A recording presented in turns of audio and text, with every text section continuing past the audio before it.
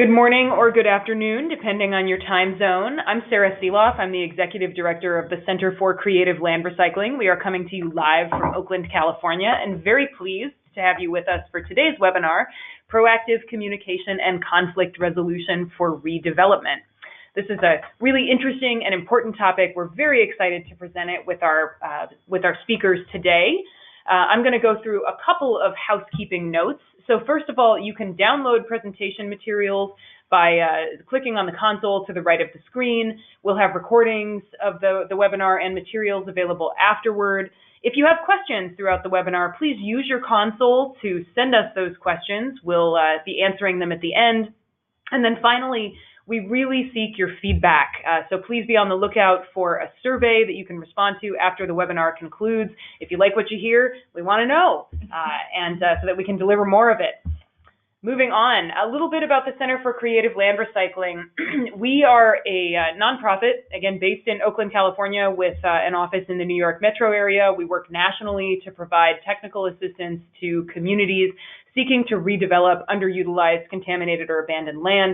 And we do that via workshops and webinars like this one. We also engage in policy advocacy and research, have a consulting practice, and we can provide one-on-one technical assistance via the EPA's Technical Assistance to Brownfields Community Program, which lets us work with local governments, nonprofit groups, and their partners to help provide targeted one-on-one assistance to support projects. And then finally, you can find a wealth of information online at our website, cclr.org. Down at the bottom of this screen is contact information for some of our senior staff members. You can also follow us on social media. So we're on Facebook, LinkedIn, and Twitter. Check us out. We post regularly and always have some good information going on. So we'd love to have you join us there. And finally, before I introduce our presenters, we'd like to ask a couple of polling questions. The first is, where are you calling from? So we're launching the question, and the poll is open. I'm going to give it a couple of seconds. Looks like we're pretty evenly split. I think we've got about 40% of you from the West Coast, about a third of you from the East Coast, and then looks like the balance split between the Midwest and the Southeast. So thanks for that. It's really helpful. Next question is about the content for today. So we'd like to know, how do you feel about your conflict management skills? You feel confident? Think you can learn some new tricks? Or are you in the method of conflict avoidance? All right. So 80-something% of you say that you think you can learn some new tricks, and that is a fabulous note on which to start, because that is the goal of today's webinar, and you will walk away with some new ideas for how to improve your own conflict management skills. So with that, it is my great pleasure to introduce today's speakers here with us in our offices in Oakland. Joan Isaacson is a principal and senior facilitator at Kearns and West. She has an extensive background in community planning, infill development, and cleanup of some of Southern California's most complex sites. Dr. Michael Fortunato is a community and economic development consultant, researcher, and practitioner who plays a mean saxophone, among other instruments. Both Michael and Joan are experts in conflict management and mitigation.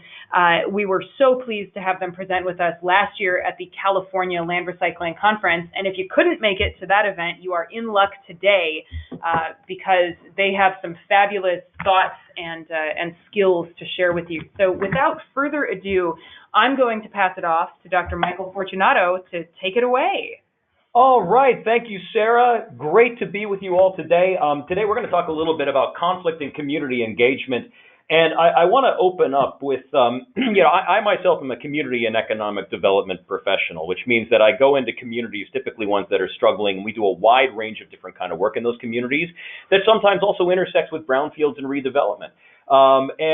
You can't do that kind of work without running into conflict. Conflict is a community-based issue. So today I want to talk a little bit about how community developers think about conflict, how we can change the citizen-expert relationship. I'm going to talk about 3 different styles of conflict resolution, but really focus in on one and give you 3 specific tools for addressing conflict productively: mediation, reframing, and innovation. And then we're going to talk a little bit about public memory and why this kind of matters to get it right up front. So I'm actually going to head off some criticism that I normally get when giving this talk right from the very beginning.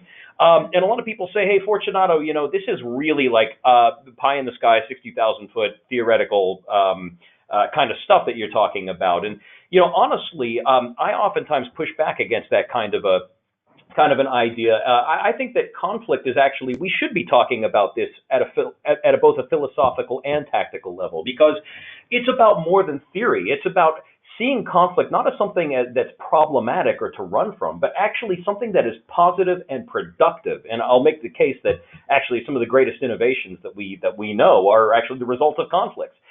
It's something that we can embrace rather than fear. So I want to carry that idea and that spirit forward throughout my presentation, especially because conflict is absolutely positively ubiquitous. I just drove through traffic to get here today in Oakland, and there was conflict literally everywhere on my entire trip in. But conflict is the result of human interdependence. It's the fact that we all live in a finite amount of space and use common resources, but have very different ideas about the P word, progress. What is the right thing to do? What is the right thing to do with them? And where are we all headed?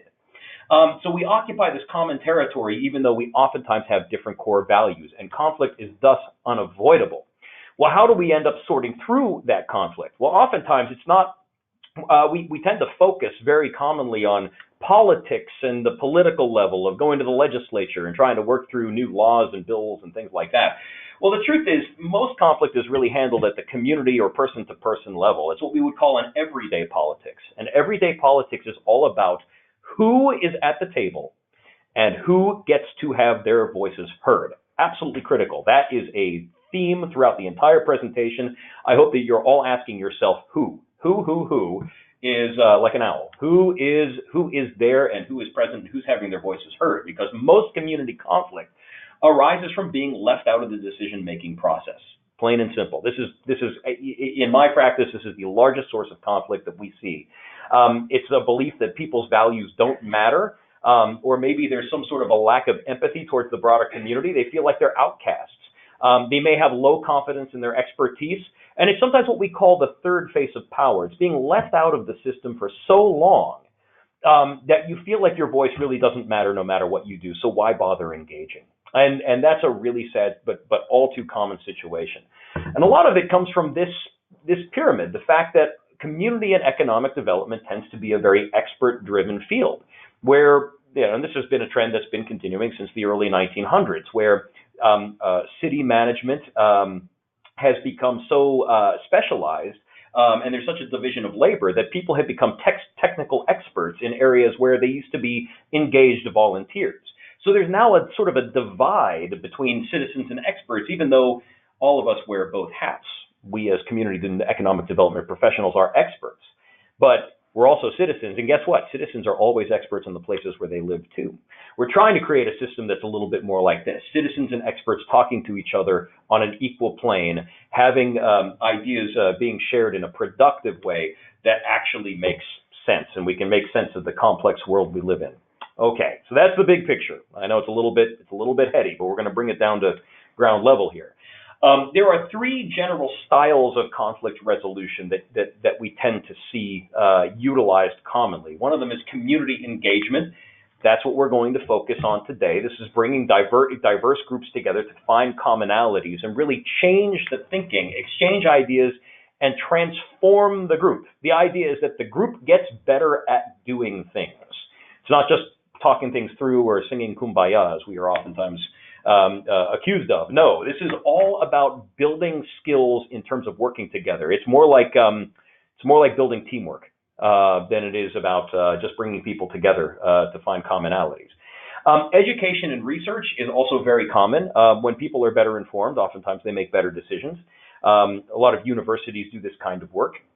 And then there's advocacy. Advocacy and activism are essentially the same thing. It's what we call a conflict orientation, because the point here is that you're engaging conflict directly to try to get your way or to get your group's way. The idea is that there's either a better position in a compromise that's being sought, or there's some sort of change that needs to be made in favor of that group specifically. Everything we're focusing on today that I'm going to focus on now is really in the community engagement realm. So that first box there, we could talk about the other two in more detail another time, but community engagement is sort of where we specialize. And there's a lot you can do with this style of conflict resolution. So within there, we can see three major tools for addressing conflict in a productive way. And so we're not just trying to get people together to sort of battle it out. We want to come to a productive solution where everybody learns and learns together and has a stake and ownership in the outcome. There's mediation, reframing, and innovation. And I'm going to go through all three one by one. Let's start with mediation. Well, actually, I'm not going to get too much into mediation because we have Joan Isaacson here, who is an absolutely fantastic at this kind of work, and she's going to give an excellent presentation in a moment that covers some of these techniques in more detail. But there's a lot of benefits to this kind of work. One of the benefits is that it's low cost, it's confidential. And you usually have a highly skilled facilitator that can walk you through a process where people are starting to listen to each other and find compromises in places that didn't exist before. There tend to be very high compliance rates with this kind of work. So it works. Basically, this stuff is effective. And it's usually useful when there's a direct conflict between two or more parties. So for example, if you're doing a redevelopment project and you have some sort of a NIMBY group that doesn't want that redevelopment project to go forward, this is where you commonly see a group that's going to take an advocacy stance, a conflict-oriented stance to say, we want to shut it down. It's an either-or situation. Mediation is all about finding some sort of a common ground in the middle. So it's especially effective when parties are just unwilling to budge on how they view the issue. They absolutely want it to be either or, black or white. Also, it's very time and budget friendly. So mediation, if you know any good mediators, this is a great way to actually work through conflicts, and it's sometimes a great first step to doing other kinds of community engagement as well. Reframing is the second major kind of community engagement tool that we like to use. Now here we're getting a little bit more in depth. Reframing is all about changing your perspective on how you see the problem itself. We're actually rewriting the whole narrative. So the problem is not going to be viewed the same way afterwards as it is before.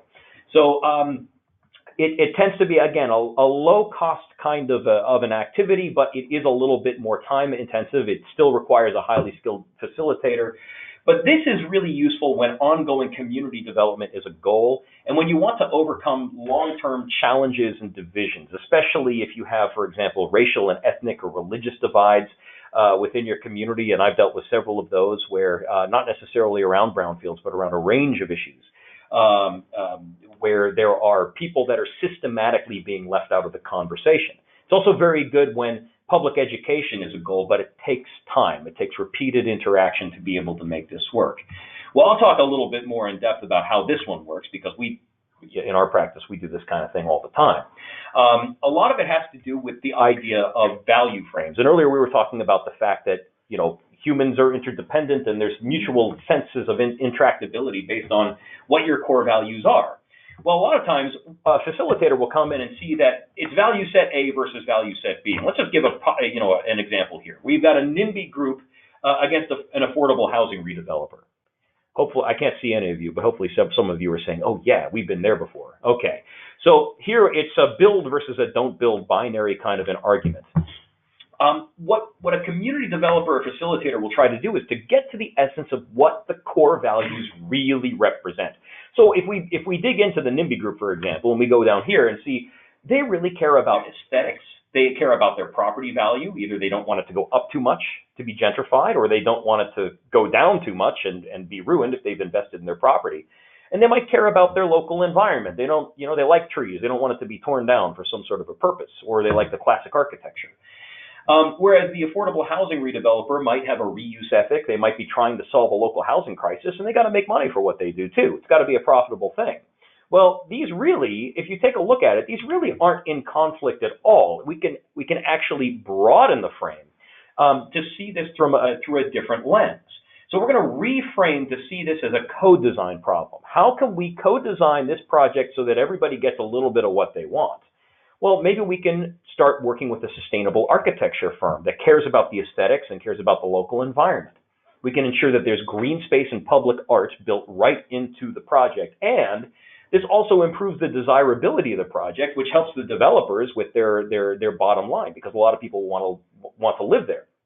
So it helps to raise raise or maintain local property values. Razor is not a word, I don't think. So, so we have, so this leads to a bit more collective action, where now the focus is on something totally different than this binary we started with.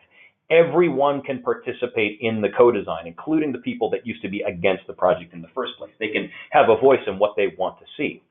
Well, we did this something kind of similar when doing some strategic planning down in Texas. I used to be a director at a research center down there, and we did a bit of work in Grimes County, Texas, where a raging conflict around, and it's still kind of going on today, a raging conflict around the bullet train going through Grimes County. And the problem was, it was going to take up a lot of, it was going to actually divide in half a lot of, seventh generation type properties. And a lot of people didn't want the bullet train, even though they saw the economic potential of the bullet train, which was driven mostly by the larger cities.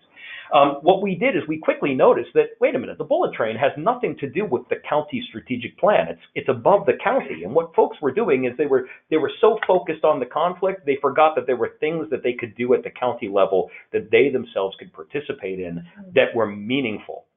It actually drew attention away from that conflict, and people started to work together across party lines, essentially, to be able to start to say, what can we actually accomplish today? And it was extremely effective. Right now, the Grimes County Strategic Plan is online for accountability purposes. You can look it up, and they are just flying through it. It was a totally citizen-sourced plan, and we're really excited about it. Let's talk about the third tool here. The third tool is innovation. So we're kind of building on each one here. Now, innovation, everybody sort of raises their hand and says, well, I know what that is, but it's a more complex term than we oftentimes give it credit for. In a local community development sense, innovation can be based in citizen or formal expertise. That means, you don't have to have a PhD to be an innovator. Anybody can innovate. In fact, some of the best innovations in history have come from somebody's garage or workshop. But it usually exists at the intersection of different points of view. This is very important. Research tells us again and again and again that from a social psychological perspective, having new perspectives present at the table builds better ideas. Otherwise, you become victim to something called lock-in, which is where people think about the same stuff in the same way and they don't really get very far. So this means that you could actually have a meaningful conversation between experts who are oftentimes have similar training and citizens who are diverse and kind of all over the map. But it has to focus on what the community controls. Otherwise, it's just sort of an exercise in futility. Good facilitators are always going to bring it down to the ground level and say, what can we do that's new? Well, this is very similar to reframing, except it's useful when new solutions are required on a variety of issues, and especially when communities are really just stuck in the mud. Like, let's say you have a really declining area. They're just looking for any new way forward. The old stuff isn't working. This is when it's great to start doing grassroots innovation work, and it should be a conversation between experts and local citizens. It takes time, but it can be done on a shoestring budget, and of course, the more that you invest in your own innovations, the better they tend to do. But it also sends a really important message that your community cares about innovation, which is really important, even from a developer's perspective, to say, hey, we're doing innovative things in this community can lead to a bit of a spillover effect. This is typically due to something that is known as the Medici effect. And it's called the Medici effect because this was something that was observed commonly during the Renaissance, especially in Florence. What led to the Renaissance? Well, it was actually a bunch of random stuff coming together in new and unexpected ways to create an innovation. And the point was random and diverse. Oftentimes, the best innovations actually come out of things that you wouldn't expect would go together. Like I'm holding a smartphone right now, which is really just a combination of a small computer chip, a telephone, and a special battery. I mean, really, when you break it down, it's just putting those three things together in a novel way. I also like this story here too. We've got the airplane in the middle, which was invented by Orville and Wilbur Wright, who owned a bicycle shop on the North Carolina coast. And what do you sell at bicycle shops? You sell bicycles and you sell kites. Well, it makes sense that they would create an airplane. What was an airplane? It was a bicycle kite. I mean, the first one, the right, there it is, the right flyer. You can see you've got both of both parents on either side of the child there, which is very interesting. So, this is really kind of where innovation comes from combining unlike things. And to do this, it requires, first of all, you have to have diverse groups from the community coming together. And what I like to do in my own practice is challenge people to get uncomfortable. So if we're talking about a redevelopment project, let's actually have a charrette. Let's get people in the room together, working with people they don't already know. And let's challenge them to solve a problem. Sometimes taking the elements of the conflict and putting it right up there to begin with and saying, you know what? Here are the sacred cows that everybody brings to the table, the things we don't want to violate, and here are the problems we have to solve. Let's see which team in this room comes up with the best solution. Let's have some fun with it. So we challenge them, and then it's important to set measurable SMART goals, specific, measurable, what is it? Oh gosh, I'm blanking in the moment here. They have to be measurable, attainable, reliable, and actually actually have an end date and have accountability behind them as well. So that means that you could take immediate action and people have accountability behind that action. A real simple example of this was some work I did down in Marlin, Texas, where they wanted to do some redevelopment work there, but we realized that the community was actually suffering from a tripartite racial divide that had gone back for a very, very long time. And it was extremely uncomfortable for folks that lived in different parts of towns to mutually engage in their city's redevelopment. So what we did is we started with a simpler project. We said, well, how can we just beautify the downtown? Turns out that a few folks from different parts of town got together. Some folks had some extra space. Other folks had materials like barrels and old, PVC buckets from ranches and stuff like that. And then one of the people in the town happened to be a professional commercial artist. And so what we did is we came up with a plan and said, hey, we're going to take all of these old recycling materials and we're actually going to have people donate to have what they want put on their put on the barrel. So they're supporting the town and they're supporting the effort. And then we turned them into planters and put them all over the downtown. Everybody got involved, and it all sort of led to the community garden, which has now become a safe space for people to interact in that community. That built the foundation for more work to occur. So simple innovations can be simple, they can be low budget and very, very effective. All right, I'm almost finished here. I wanted to talk those are the three major techniques, essentially, within community engagement: mediation, reframing, and innovation. But I really want to make a note about the importance of public memory here. I think it's extremely important that when you are working in a conflict situation, the biggest problem that we often see is that people don't feel respected in those spaces. Either those meetings are being held in parts of town that are inaccessible to some groups, or we might think that City Hall is accessible to everyone or belongs to everybody. But if it's in a part of town that is, let's say it's in a fancier part of town and there's a lot of people with suits and ties walking around, that's going to be very, very uncomfortable to a lot of people to go into that kind of space and think that they're going to stand up and have a voice. The idea is to find the most inclusive spaces possible to do this kind of work. And then here's the key.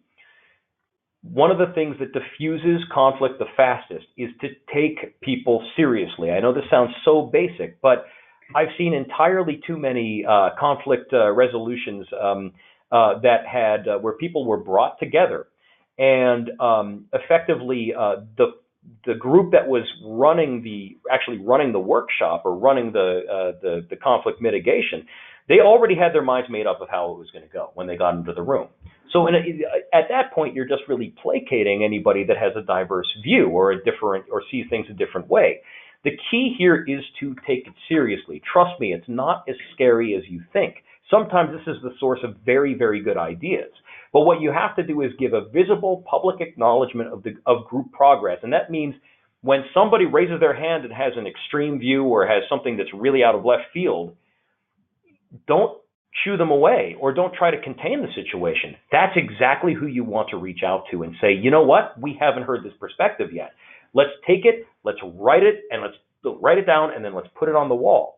And we'll say that, we could say that, okay, we really want to hear what this person has to say, and let's take it seriously throughout.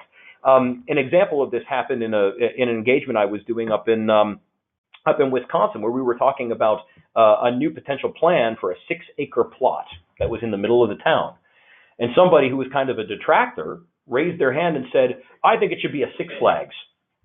Okay, well, that's a large amusement park. I mean, obviously, that's a little bit unrealistic, but everybody wrote this guy off. And yet, at the same time, we were talking about affordable housing or getting, new commercial and mixed-use stuff. Just by him saying Six Flags, we took it seriously. We said, you know what? Can we do a smaller version of a Six Flags? It got everybody talking about the fact that there was nothing to do for amusement in the downtown. It changed that conversation. This guy left. He had no conflicts after this. He was extremely excited to be heard, to be part of the process. He felt respected in his own town for the first time in a very long time. This is what leads to ongoing, productive, and positive engagement. Your initial engagement will set the tone of those relations for a very long time. I just have to say, this stuff isn't easy. People oftentimes say these are soft skills. I totally disagree. I think these are hard skills. This is really, Joan's going to tell you all about that in a minute. These are very hard skills here, and it takes practice, and it takes making some mistakes in the moment. Go easy on yourself. This is how we learn how to actually do conflict mitigation, but it's important to directly engage these conflicts rather than try to push them to the side or fear them. Remember, this is where your best ideas are going to come from, and it's absolutely essential for social as well as for project sustainability. And as we go forward, I'd just like you to think of what some of the ways are that you can engage with your community more effectively. So with that, let's turn conflict into innovation together. We're Creative Insight Community Development. We do this kind of work and, especially apply community and economic development research, planning, project management, some mediation, and of course, developing educational programs for community development. Love to talk to all of you, but without further ado, I'm going to turn it over to a real expert. Here's Joan Isaacson, who's going to take it from here and talk about some strategies that you can put into action right away. Great. Thank you so much, Michael. And hello, everyone. Greetings. It's really fun to think about everyone who's participating in this webinar across the country, and we even have some international participants. So welcome to you who are actually on other continents. So I'm going to jump off on one of Michael's points that he made about conflict being a natural and organic an inherent part of community discussions, especially related to brownfields and community change.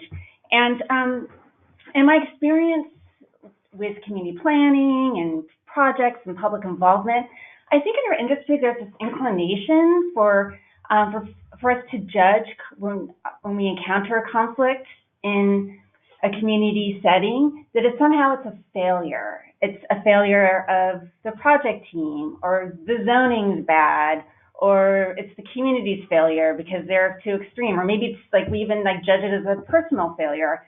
If there was just something we'd done something better or something different, that conflict wouldn't have happened. But Michael, you did such a great job of explaining that conflict is inherent and it really is an opportunity, and that it isn't if conflict is going to happen, but more the question is, how are we going to navigate conflict and use it as an opening for productive discussions where we can identify issues with the community, hear the perspectives, and open communication channels so that we can really work on some solutions together and advance projects. And this is where I'm going to pick up with some remarks about empathy and trust as a first step into leaning into conflict for successful community engagement. And I'm going to be sharing some very specific tips for deploying empathy in the community setting. So just keep in mind that, that we don't have to do all of these different tips that I'm going to present, because it's more of a menu, and the idea is to try on different techniques for size and see what works best for you. So, but first, it's always good to share some stories. So the next couple of photos are from a recent community drop-in session that me and my team, we conducted for a controversial infill project in a community that already feels like they've accepted their fair share of change and projects. And we had no idea who was going to show up. People showed up, and they were pretty upset and scared and angry, as you could just tell by people's postures in the photo. And then the local Fox News station showed up, and I knew that what we did not want to happen at this meeting for it to become really emotional and combative. Especially, we didn't want this to become the A reel for the 10 o'clock news. That's not the story we wanted to tell. And so we also, this is our first entry with the community, so we also wanted to really focus on building relationships. So as soon as I got a temperature reading for what was going on, where people were at, I just immediately told people, hey, we're not here to sell you or try to change your opinions about this project. The reason why we're here is we want to give you information so that you know what's being proposed, and we're here to hear what you're concerned about, what your questions are. And I literally took a clipboard and paper and just asked people, what are you concerned about? And we went around the circle, and that demonstrated that we really were sincere in wanting to hear what people's questions were. And within about 20 minutes, the emotional level cooled off, Fox News got bored, they packed up and left, and we were able to have a pretty good conversation about the project and convey some important information. So people had a consistent and accurate knowledge about what was being proposed. So just one more photo before I dive into things. This is one of my favorite public involvement photos. This is not a pretty photo, but when I think about public involvement, this is what we're really trying to achieve, where people from different stakeholder groups, communities, neighbors, perspectives can sit around the table with the project team and have hard discussions together. And so this is kind of an image I'm always keeping in my mind when I'm thinking about public involvement for a new project, is how do we create this in one shape or form or another?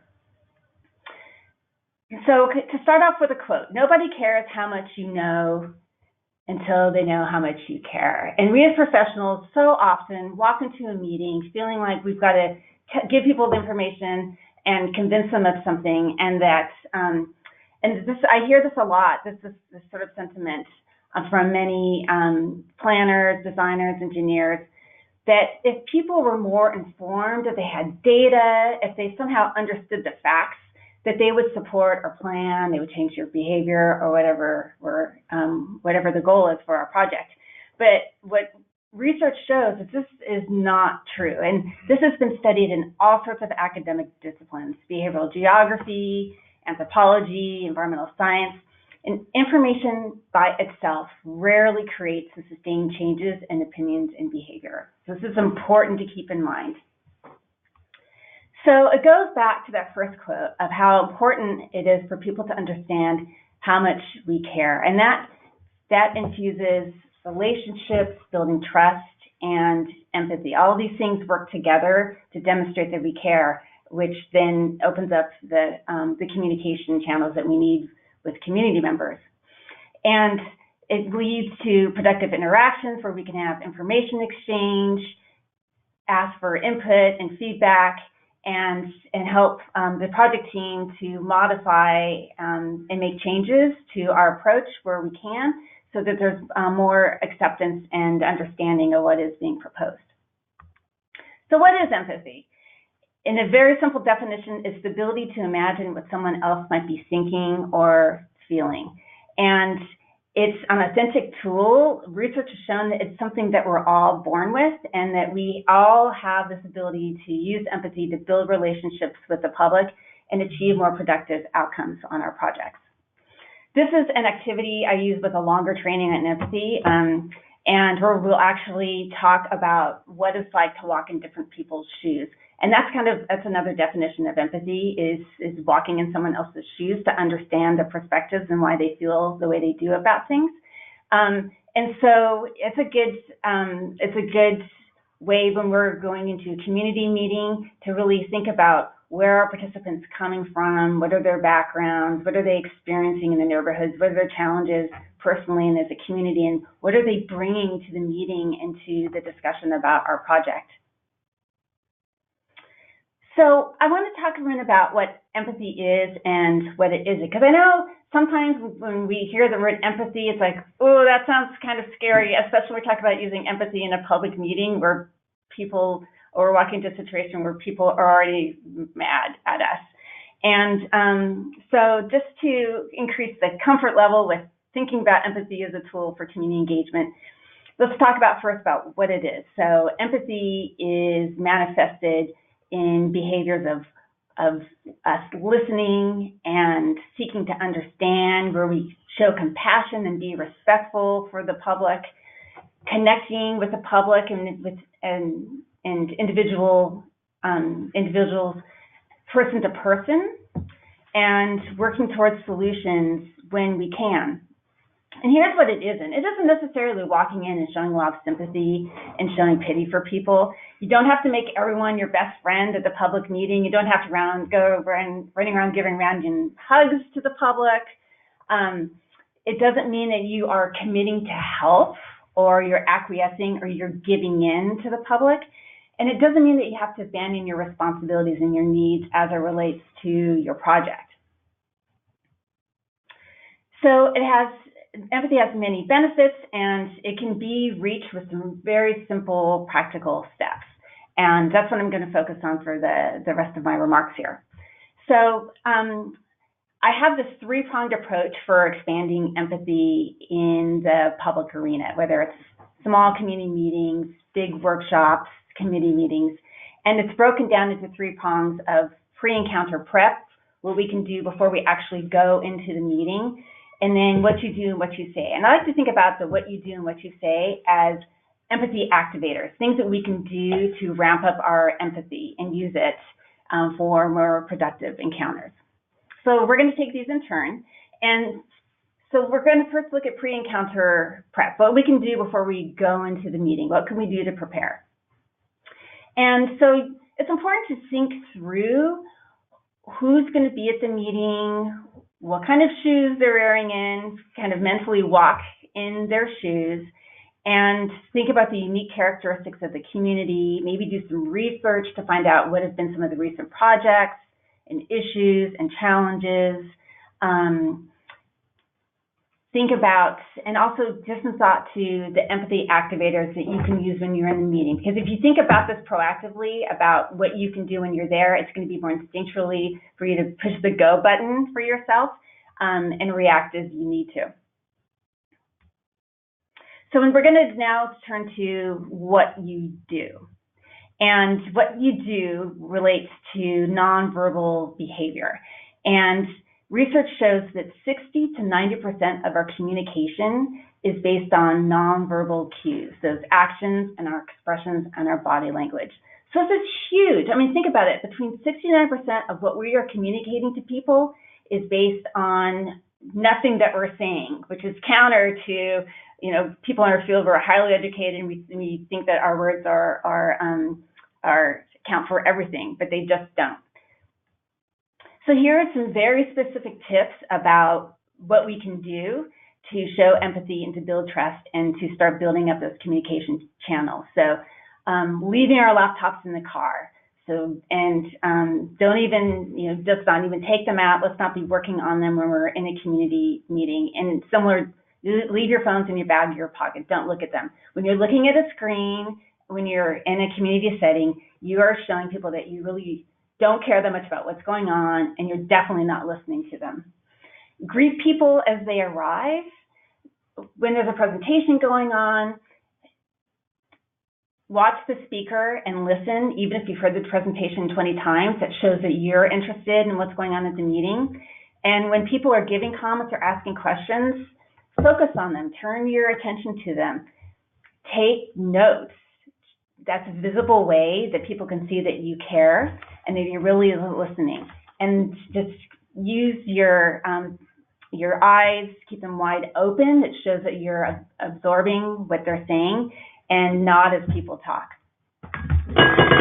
Another thing you can do to show that you care in the meetings, because caring builds trust, is that be sensitive to distractions in the meeting. So if there's a lot of outside noise, go close a window, close the door so it's quiet. If you see people are cold, go find a thermostat and go turn it up so that people aren't cold. Take the initiative but let people know too that you're doing that so that they can see that you're caring, you're taking care of them.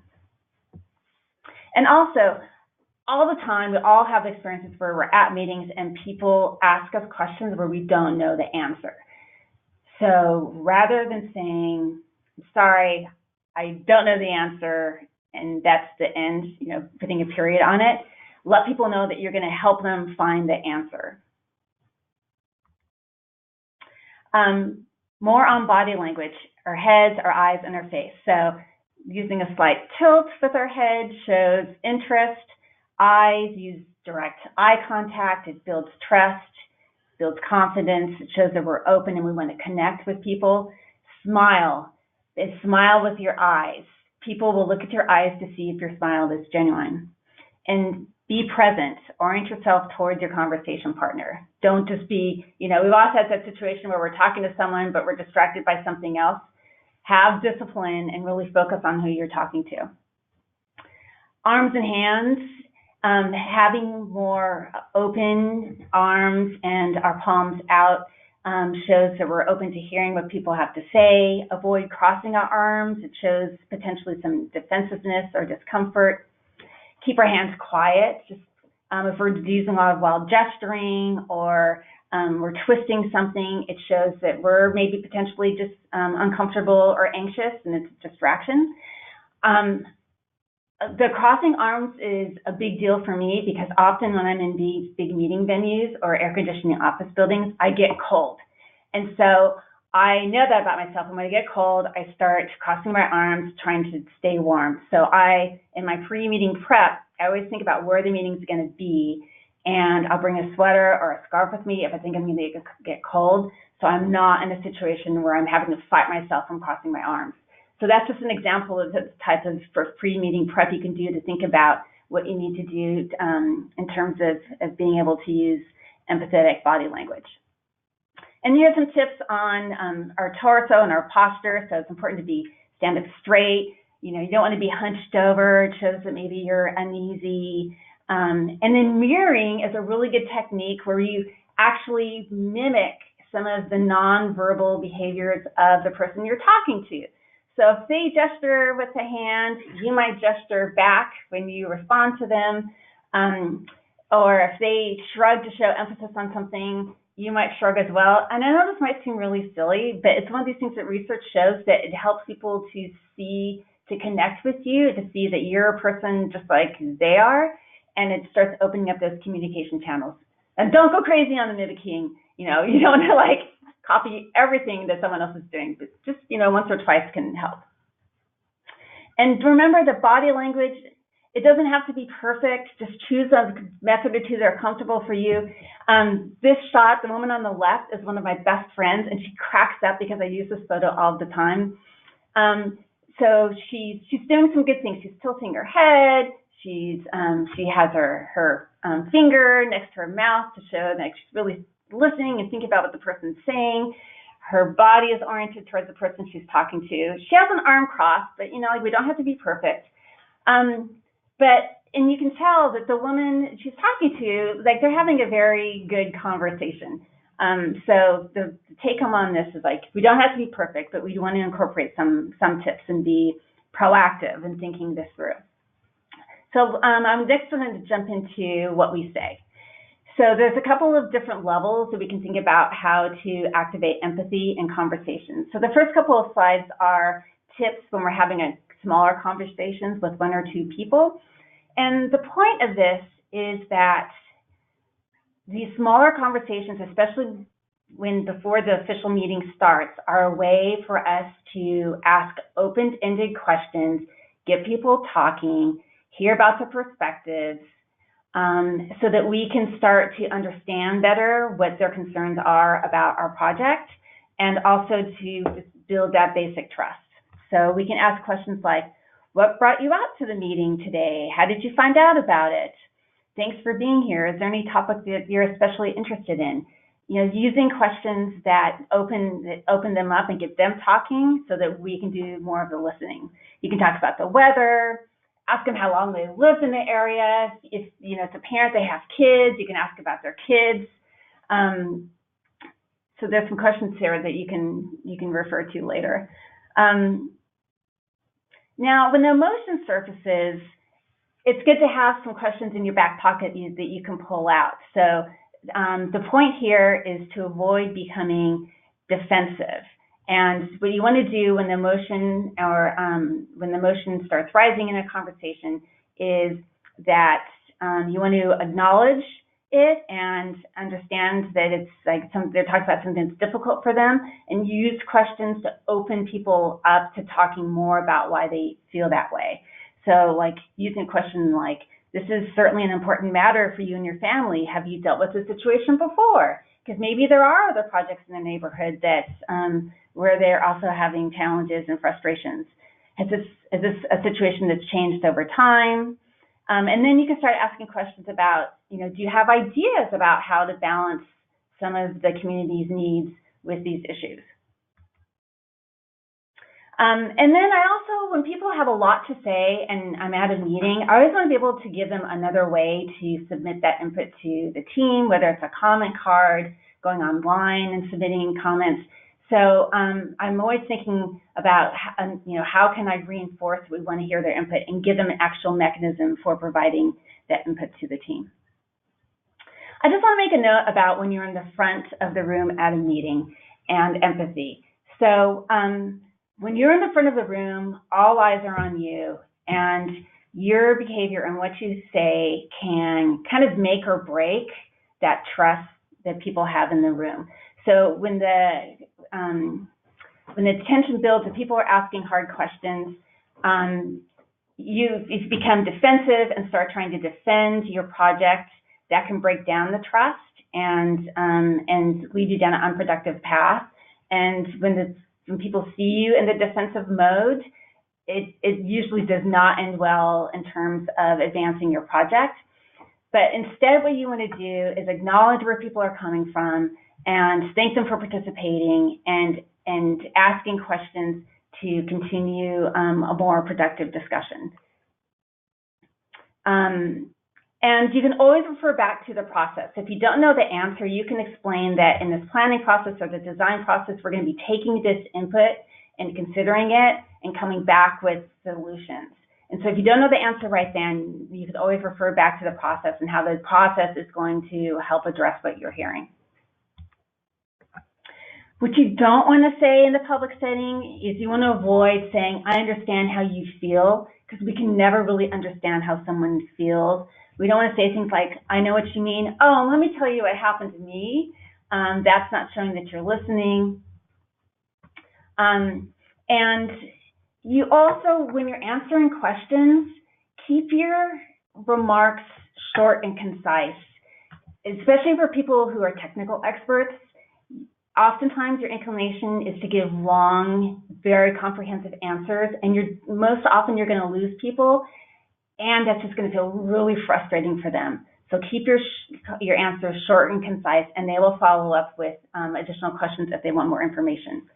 So wrapping up here, watch out for practicing selective empathy. So if you're in a meeting, you don't want to be empathetic with some people and not others, because people will see that and it will undermine your credibility. So you want to strive for equal opportunity empathy. And the good news is that we all can increase our empathy instincts so that those tools and that approach is readily available, and we don't even have to think about it much if we're practicing it a lot. So just like when we work out and build our muscles, you can do the same thing with your empathy instincts. And this slide has some different exercises to strengthen the empathy circuit, such as cultivating curiosity about strangers and trying on another person's life as an experiment, like especially from the grocery store line or like famously the DMV, where you're around lots of different kinds of people. Challenge your own attitudes, prejudices, and discover commonalities with people. And, when you're with people who have different perspectives than yours, differently held opinions, ask them about it and just practice asking questions and not just providing information and trying to advance your position. This is me. And so I would love to talk to any of you about your public involvement program strategy. You can email me. My phone number's there. I've been involved in infill planning and community planning for 25 years. I love this work, and I love the projects, and I love the communities, and I think I'm going to hand it back to Sarah. Okay. Excellent. Thank you so much, Joan and Michael. Please send in your questions. You can do that looking at the little console on your screen. Let's build on this point about empathy, Joan. So let's imagine a really extreme situation in which you need to try to express empathy toward another person, but that individual is coming from so far on the opposite end of the issue compared to your own position that it's just really hard to see how you can make that connection. Any tips for when you find yourself particularly far apart from someone and still needing to express empathy? That is a good question. And we all have been in that situation. Like, we were asked that question, the stories were flying in my mind from recent meetings. So I think, like, I would just explain, like, what I would do in that situation. So I would first spend a couple of minutes asking them about their perspectives, what kind of experience might they have with other projects in the community, and, just kind of get them to open up. And, we all know that there are people who, no matter how many questions and how much exploring you do, they're going to keep coming back to that same point.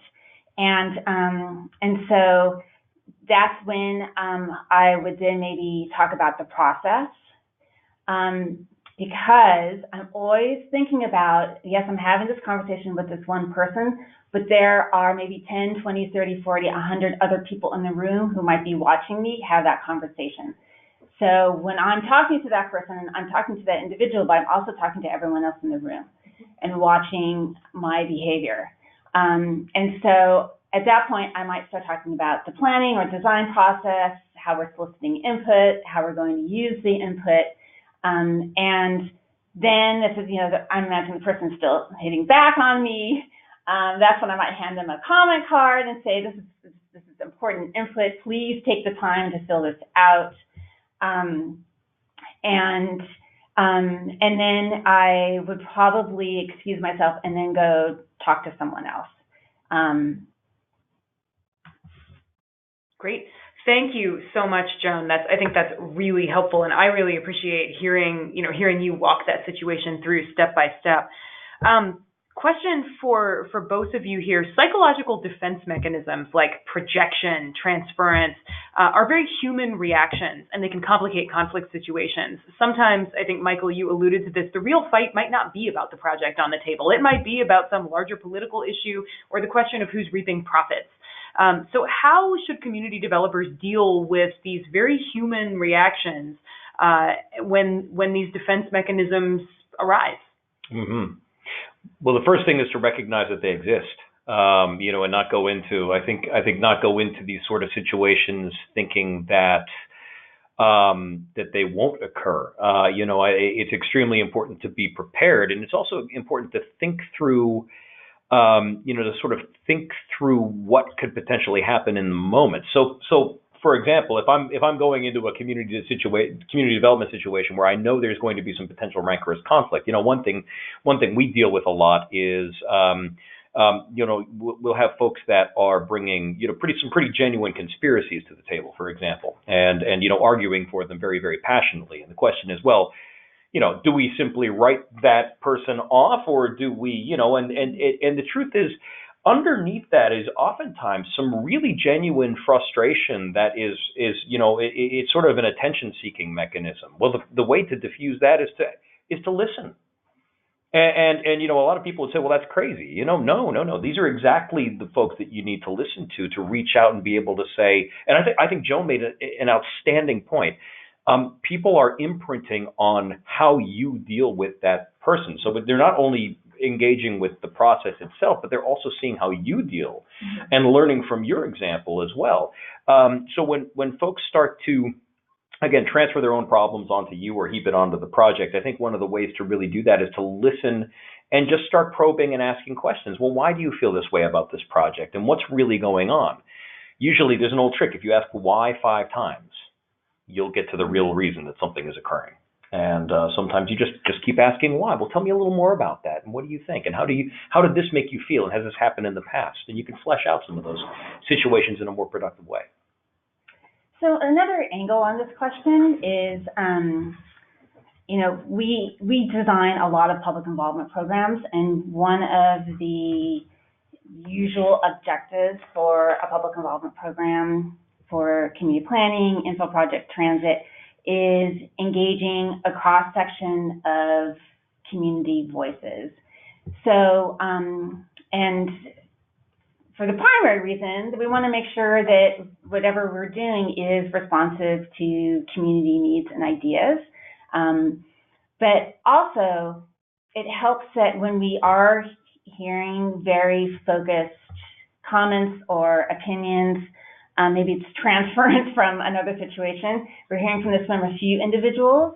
If we have more of a cross-section of the community involved, we're able to balance, we're hearing from that specific corner of the room with the perspectives of many others. And what's hard about public involvement is that if we just do public involvement with the standard formula of holding a couple of meetings, maybe throwing something on the website and doing some newsletters, it's very difficult to engage that full cross-section, those full range of community voices. And so it takes a multi-pronged public involvement program where we're using different kinds of methods, holding a workshop and doing things like pop-up outreach and holding office hours and having an online survey so that we're able to solicit input from people, where people are able to plug into that process in a way that's convenient and comfortable for them. Great. Thank you to both of you. The questions are coming in, and I'm going to combine a couple. For those of you who are on the line, I know we're getting close to noon. Stick with us. We've got some really excellent questions. I'm going to ask first about race and racism, and then we're going to ask about facts.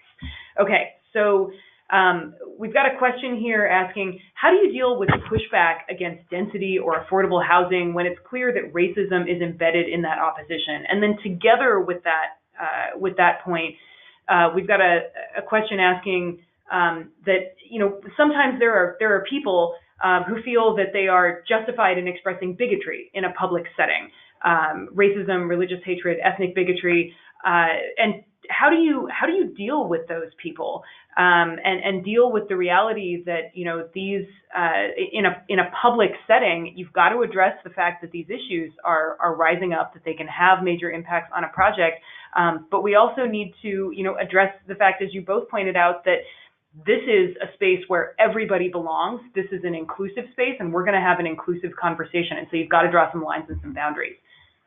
Big question. Thoughts? Absolutely. You go first? Sure. Okay. Yeah. Okay. Oh, well, I mean, first of all, I think we have to recognize that, this idea of going to a public forum and saying bigoted things is really it's a symptom of a bigger problem. Just like coming to the table with a conspiracy theory is sort of launching lobbing a hammer at the system that has locked people out for a very, very long time. So I mean, these are tactics that are, I don't even want to call them tactics. They're really symptomatic of an underlying dysfunctional community. And one of the best ways to really start to, and you have to be careful, and there are techniques for how to do this, but one of the ways to really start to bridge those gaps is to bring people into meaningful face-to-face contact with one another. I mean, this is how these kinds of behaviors tend to perpetuate over time. So let's say if this is emerging around a particular project, like we have we've an issue with affordable housing. Okay, well, we have to take a step back and recognize that before we can even have a meaningful conversation about affordable housing, we've got to have a meaningful conversation about race, about racism, about ethnicity, about religion, about whatever is dividing that community. So that means that there's going to be some time involved, and that's the thing. It's like, if you want the project to turn out well, and if you want the community to be okay, you have to really invest time. And I know it's not what a lot of people want to hear. There's no easy, quick way to do this. You have to invest time in building relationships and restructuring those relationships productively. Again, I think Joan's presentation on how to build empathy, that counts for so much here. I mean, I'll let you comment on, I want you to comment on this too. I'm really keen to hear what you have to say. But from my perspective, I think bringing people into face-to-face contact, the more they can have an opportunity to build a relationship in an environment where ideas can be fleshed out productively, it's very hard to look at somebody in the face and be able to say these things with the straight face in that kind of an environment that isn't a group of people that are touting an ideology, but actually a mix of people where people are sitting together and are structured in a way they can communicate like neighbors.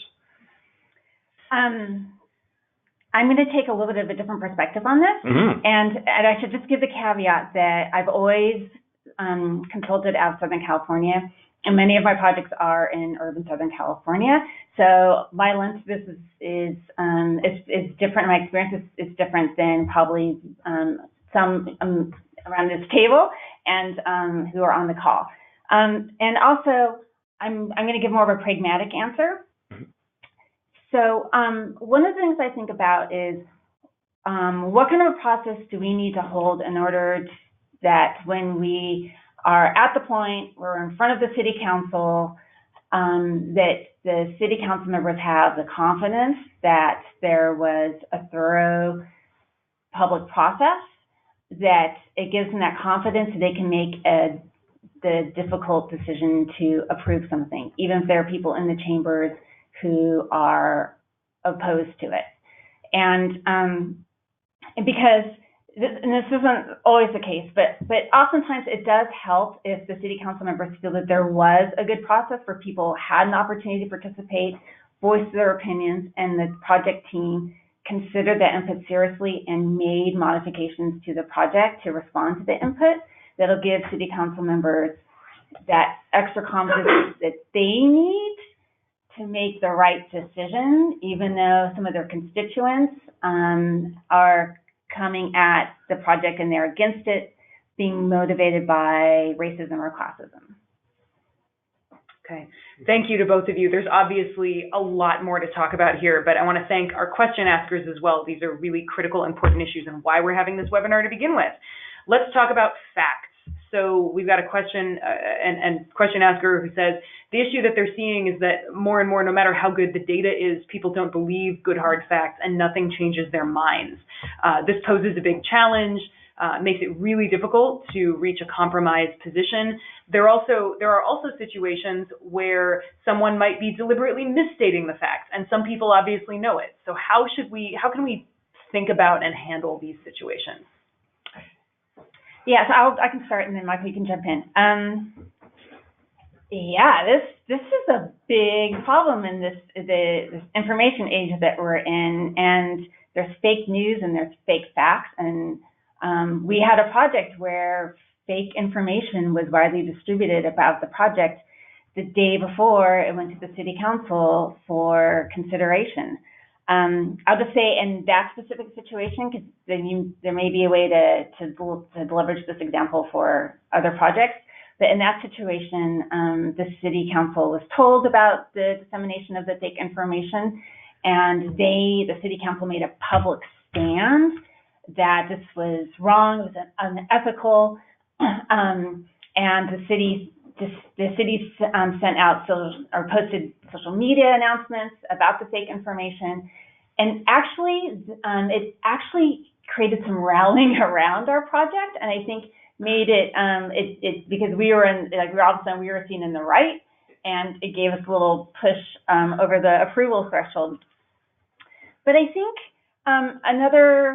another way to think about facts and information is going back to public process and thinking about that first stage when we're working with the community. And part of that discussion, especially if we're on projects that are technically oriented, is asking people what kind of information they need about the project and asking for their input on sources. And so that they are a part of the process of pulling together the technical information, and they can track how the studies incorporate what they have identified, and that also the team may have looked at the sources that they have identified. And I'm involved in the steering committee process right now for the LA River Master Plan update, where we have a steering committee of 40 members, and oftentimes people bring us or identify additional sources that our team hasn't looked at. And so our response always is, great, send it to us and we'll look at it. Mm-hmm. Yeah, that's excellent points all around it. I would make the point that the fact question and the misinformation question are kind of two different things too. When we're talking about fact, this is a complex question, so it's got kind of a complex answer. I hope that's all right with our viewers. But when we're talking about facts, I think we have to first start by asking the question, whose facts?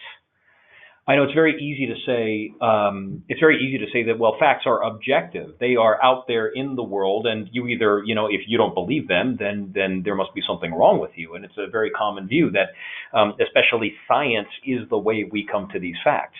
But if you take a look across the diversity of people, facts are also interpreted vastly different ways by vastly different people, and it becomes a very subjective matter very quickly. So, if you're talking to somebody about science, and about, the tools of science, you may not be understanding the very fact that they are dissatisfied with how their community is being managed, that they themselves have, they have had interactions with, sort of the phenomena that are being presented by technical experts, and they've just come away with a very different sense. They're not winning in this situation, and or maybe they have a totally different background. They may not have a scientific background. They may have a religious background, or they may have a different metaphysical background. Well, they're going to see the same facts in very, very, very different ways. So there's a difference between facts and truth. I think the idea is to not come out and just say, well, we've got the facts, because that's basically saying that everybody else doesn't. The truth is they have facts too, and that's all data. That's all very important to take into consideration when being able to move forward, because we can co-interpret those quote-unquote facts in very different ways, and it's important to hear what everybody has to say and that they feel at stake in that interpretation. Misinformation, on the other hand, that's something that's very, very deliberate. It's trying to derail a situation. Sometimes it's used as a way of attacking or discrediting an organization. Oftentimes, in my own experience, it happens relatively rarely, but in the cases where it has happened, oftentimes when the misinformation has surfaced, if we've done a good job with the engagement, the community takes over and says, hey, that's not what's going on at all. I mean, don't you see that we're actually all at the table here, and we're talking to each other, and we're creating we're all trying to move forward and find common ground. So when somebody really tries to, put a stick into the spoke of that wheel, oftentimes other members of the community will stand up and actually address it directly and say, no, this isn't true. When that happens, it gives immediate credibility to to sort of the public consensus, as opposed to what the misinformer is saying. So, I mean, I think all you have to do is really, stand your ground, but stand your ground empathetically, and just say, well, why do you think that? I mean, why is, to me, the most powerful question you can ask. Great. Thank you to both of you. We're going to try to wrap up in about 5 minutes. We've got some excellent questions here that I want to make sure get some airtime. So one more, I would say, sort of situational question, and then let's talk 2 quick questions about tactics. How do you handle a situation when you're not dealing just with a community and a developer, but there's a third party? Maybe it's a state regulatory agency, and they've got a different approach to community engagement than the developer. Thoughts? So the question again is that if you have an agency that is taking a different approach to what the community is sort of seeing as the right approach, how do you mitigate that? Yeah, I think so. There's a different approach to community engagement that the government agency, let's use that as our sample third party. They're taking a different approach than the developer. How do you feel? An important first step of a public involvement program is to prepare a public involvement plan or a strategy before you go out and do anything. And so I would say if I was involved in a project like that, I would be working with the municipal government as well as the state regulator on the public involvement plan, so that we are all in agreement on the process before we go out and do anything to avoid conflicts during the middle of the process between the protocols of the two agencies. Yeah, that sounds like a really good plan. And on top of that, I mean, you might just reach out directly and say, as a facilitator who's working with that community, where is the space in? I mean, you certainly don't want to break any laws, ordinances, or whatnot. So it's a little difficult to see a government agency, for example, as just being a regular stakeholder. They're a stakeholder that wields a lot of institutional power and a lot of institutional rigor. But you might start that conversation just by simply reaching out and say, okay, we work with the community, and the community's, try to raise up the community's voice in these sorts of processes. Where do you see the room in your plan for being able to do that effectively, and where can we sort of have a bit of a conversation? Because I think it's fair to say, I mean, again, this is the state is representative of the people. We're hearing different things on the ground, and we think it's important to the success of your program ongoing. So can we turn this program into a conversation and find out where the points are that are the negotiable points, perhaps? Great. Excellent. What do you do when you have an individual in a public meeting who's dominating the conversation? They have a response to every question. That happens almost every single time we do that. There's always going to be one person, right? One thing that you can do, I mean, I kind of start by treading softly and become a little bit, more firm as time wears on. If this person doesn't get the hint of, simply directly looking at other people and trying to gather their feedback first, sometimes you can actually, then step it up a notch and say, well, we haven't heard from these folks over here in the back. I'd like to hear what some other people have to say here. Or, then you address them directly and say, well, I really appreciate all you're bringing to the table, but there's a lot of other folks we haven't heard from, and I'd like to hear from them as well. If folks then kind of cross over into being, outright detractors in the process, I think at some point you may have to call a break and have a private conversation with that person. Yeah. And agree. And sometimes in public meetings, we'll talk about, we'll start off with ground rules. I actually never call them ground rules. I'll call them like guides for productive discussions, like something that's a little softer. And I'll couch them in that all of these are designed so that everyone here who is in this room has an equal chance to participate in a way that feels comfortable and safe to them. And so I established that principle of fairness at the very beginning. And that way, if someone is going on and on and on about something and taking a lot of airtime, I've already set it up so that other people in the audience will start seeing, well, that's not fair. And so when I do an intervention, I have support from many of the people inherently, because I'm asking this person to give others a chance to participate based on that principle of fairness. And it really works well. Almost like 99.9% of the time, that works well. Excellent. That's great. Thank you to you both.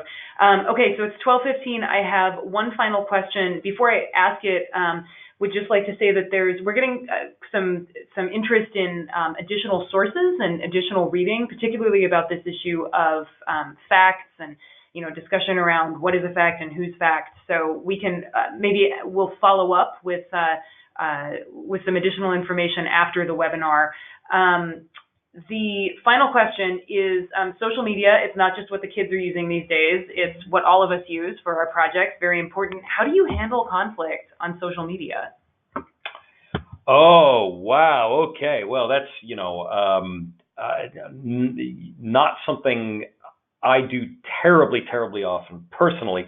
I think it's a bit of my approach might be different from sort of what the conventional wisdom is out there on how things are done now. But I mean, what I've done on social media when conflict erupts is actually try to use many of the same tactics to the best of my ability online, which is to really kind of hold space to the extent possible and say, okay, well, if you have somebody that is that is just engaging in rancorous conflict. I mean, there's that old saying, don't feed the trolls. I think it's perfectly okay to reach out to others that you may perceive are on the receiving end of that conflict and say, well, tag them and say, like, well, what do you think about this? And, and oftentimes you'll see that a lot of people are liking their comments, or they're retweeting their comments and saying that this is, there's sort of a groundswell of public support for the person that is not engaging in the rancorous conflict. And it's just,